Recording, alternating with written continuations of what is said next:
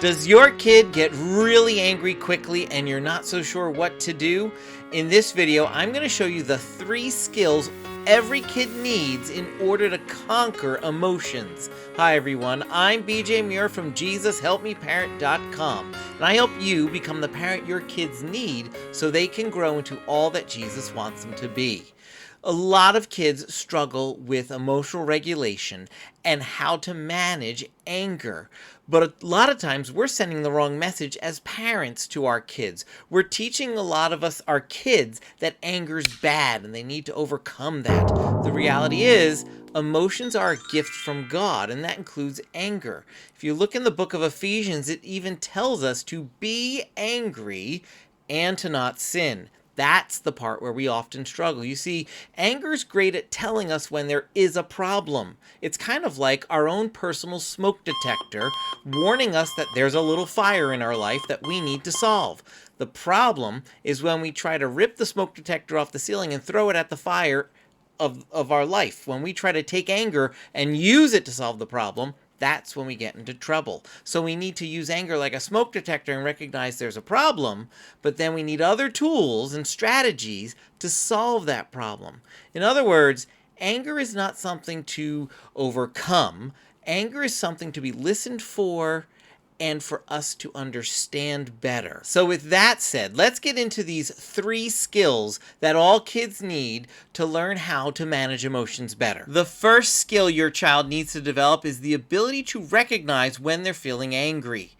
A lot of kids have no idea how they're feeling or when do they start feeling it. But a lot of parents know exactly when their kid's about to explode. They can see it on their face, something about the way they're cringing their teeth, or their eyes are wrinkling, or they start grunting and huffing and puffing, or they start slamming books and other things that they own down harder as they start to build up frustration. We want to help our kids cue into what their body's trying to tell them. So instead of just saying to your kid, hey, stop getting so angry, we want to tell our kids, hey, how are you feeling right now? I'm noticing that your shoulders are up and you've been slamming your school supplies around as you've been putting them away. That usually is an indication to me that you're feeling frustrated or angry. I'll often draw a picture of a heart with a pipe going through it for kids, and I'll show them little emojis going in the top of the pipe, and I'll talk about how your heart starts feeling emotions and your heart starts to process those emotions, and they come out the other end of the pipe. And how they come out depends on how well you process those emotions. If you're yelling and screaming, getting angry, you didn't process that emotion the right way. If you find constructive ways to express your frustration or your anger, your heart did the work it needed to do. And the sooner you can pick up on an emoji entering into your heart, the faster you can process it in the right way and the more successful you'll be. This conversation is not a one-off conversation. This is an ongoing thing we have with our kids. So we really want to help our kids to start recognizing the body signals that their body is sending them, because that will help them move on to the second skill that they need to develop. The second skill that all kids need is to learn how to stop. Kids need to learn how to stop when they're feeling angry and frustrated.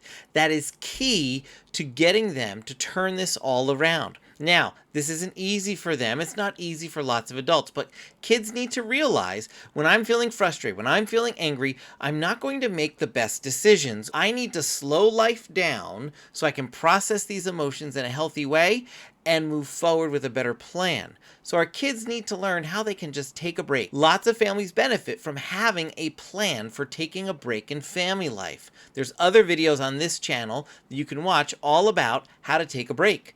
But taking a break is simply saying, we're going to put life on pause a little bit here so we can work on the process of what we're doing here. So we can slow down family life, process these emotions the right way, and come back together as a family and talk about how we can move forward. Having a place that your kid can go to just kind of calm down and process that emotion is great. And it's great to practice going to that spot lots of times so it becomes sort of automatic for your kid. This is not a punishment for feeling angry. This is a place to pause and process and deal with emotions the right way. Some kids, when they sit down to sort of process emotions, get even louder, get even more upset. And those kids often need a little bit of extra help. They might need a glass of water. They might need a hug. Sometimes they need other calming strategies, help with breathing, or even a parent to sit there with them in a calm manner and just rub their back as they calm down. Whatever those other strategies might be,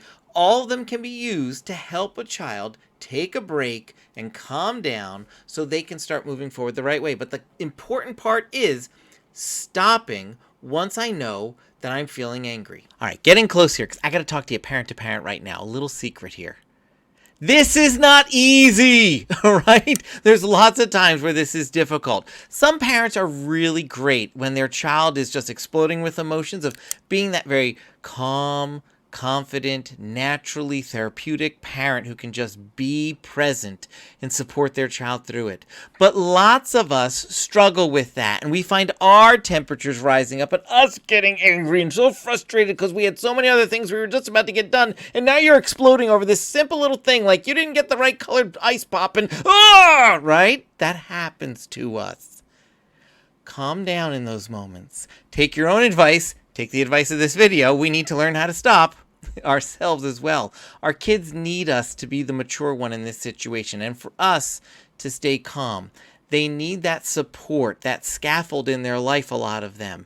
And so we want to be able to offer that to them. So this is a matter of prayer for a lot of us as parents to ask Jesus to help us to be present and calm and understanding, compassionate and empathetic when our child is struggling with this, recognizing that it's okay that our kids are struggling with emotions, that these are big emotions, having a hard time managing them.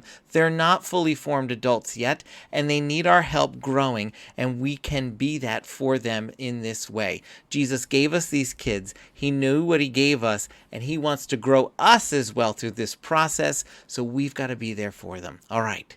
Now back to the rest of the video. If you found those first two skills helpful, go ahead and hit the like button on this video. It really does tell YouTube's algorithm what will help lots of families. And in fact, you can go one step further and even grab the link for this video and share it either on your social media page or maybe in a parenting group that you're a part of. Just share it in there and let other families benefit from this content as well. Before I tell you the third skill your kids need to develop, you might have noticed two resources pop up on the bottom of the screen as I've been talking to you so far. One about helping your kids manage big emotions like anger, and the other one about following instructions. You can go ahead and grab the link to either one of those resources down in the description down below, or even head over to JesusHelpMeParent.com/resources to grab a copy of either one of those resources. They are hugely helpful. I really want to encourage you, they're both great, to grab that instructions one. Working on helping your kid follow instructions better is developing the same parts of the heart that help with anger as well, because you're working on developing cooperation in your kid's heart. Kids need to learn how to set their agenda aside for a moment and do what a grown-up's telling them to do. Developing that aspect of their heart now helps them in childhood, but in adult life and in following Jesus as well. So go ahead and grab one of those two resources down below. The third skill that all kids need is how to make a plan to move forward. A lot of us in parenting are really good at telling our kids to stop doing things. Stop touching that, stop looking at that, stop licking that, stop whatever that. But a lot of us also struggle with telling our kids what they should do instead. Our kids need us to help them with this. So they get mad about not getting to ride on the swing that they wanted, or not getting to have the flavor of ice pop that they wanted, or whatever the situation might be. Likely that situation is going to repeat itself at some point in the future, or something like it will, and your kid's going to struggle with anger. If all we do is calm our kids down in that situation, we're not going to make the heart growth change that we want to see. A lot of times parents see their kid getting upset if something that's happening over here, a disappointment, a frustration, or whatever it is, and their kid starts exploding, and we get into the gear of, okay, let's help our kid calm down. And then we somehow address this thing over here. Either we pacify it, we solve it for them, we eliminate it and give them something better, but But what we don't do is we don't come up with a plan with our kids for what do you do when you're back in that situation. And that's why our kids aren't really growing in this area of their heart. So we need to sit back with our kids and say when they've calmed down, and we need to wait for them to calm down, and we want to ask them a few simple questions that are predictable and that happen pretty much every time we go through this. Something like, what feeling was that you just had? What made you feel that way? What could you do next time? Having simple questions like those, what are you feeling? What made you feel that way? What could you do next time? Creates a predictable script for a kid. They know what to expect in the conversation with you once they've settled down, and it helps them make a plan for the future. Now, they might struggle with any one of those three questions, and if they do, this isn't a test. We're going to help them with that. We're going to give them options like, well, were you feeling angry or frustrated? And help them through that question of what were you feeling? Why were you feeling that way? What was the cause of that? And then what could you do next time is how we start making that plan. Once we come up with a plan, and a lot of times our kids are going to need us to help them develop that plan, we want to even role play it out a little bit. Okay, so the next time you're outside and you want to ride on the swing and your sister does too, your plan is to ask her if you could take a turn first. All right, let's pretend I'm your sister. Let's play it out right now and do a little role play right there real quick. And if you really want to go the extra mile, ask your kid, okay, what if your sister says no? What are you going to do then? And come up with a little bit of a backup plan. Oh, yeah, you can come inside and get me, and I can help you two work this out together. That's a great plan. It's in this third skill where we actually start to see heart change happen in kids and in our families. You see, if all we're doing is calming down, we're not moving forward in the direction Jesus wants us to make changes. It's the discussion of a plan for next time where we're saying, okay, you're angry. Let's talk about peace, since biblically that's the replacement for anger is peace. But the plan shows them, here's how you go from anger to peace. This is the skill set. This is the thing you do to get you there. Showing our kids that, rehearsing it a bit, and sending them back into the world where they might just encounter that very same scenario or something quite like it again is the only way to exercise their heart and build it up so that it makes that journey towards peace in the long run. When we do this heart work, that's when we start hearing families come back and tell me as a coach, I'm seeing changes in my kid, and it's fantastic. It's not perfect, but I'm seeing it happen because I can do all things through Christ who strengthens me. If you found this video helpful, but you're starting to wonder, how do you introduce this to your kids? I'll link a video right here that you can go ahead and watch next.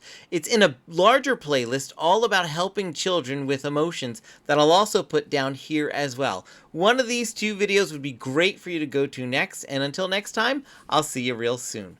Bye, everyone.